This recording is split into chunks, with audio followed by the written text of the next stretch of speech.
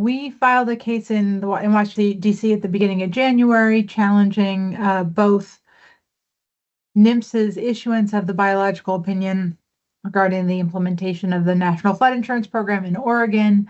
So we challenged that biological opinion and what's called the reasonable and prudent alternative in that biological opinion. And we challenged FEMA's efforts to implement that reasonable and prudent alternative. So the status of that lawsuit, we filed a motion for preliminary injunction requesting that the court halt implementation of what FEMA is calling the PICM, the pre-implementation compliance measures, which are intended to implement the biological opinion. And that case, I would say, it bumped along in the DC District Court for about 2 months. Judge Cobbs transferred the case from the DC District Court to the Oregon District Court and has now been assigned to Judge Simon.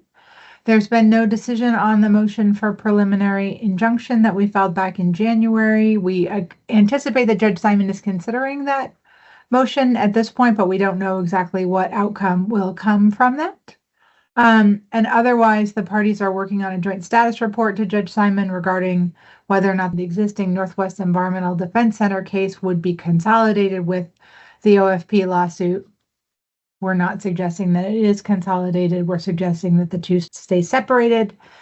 And that after we file that status report with the court, the intention of the parties is to file a joint status report probably this month, setting a briefing schedule for the court's consideration of our lawsuit.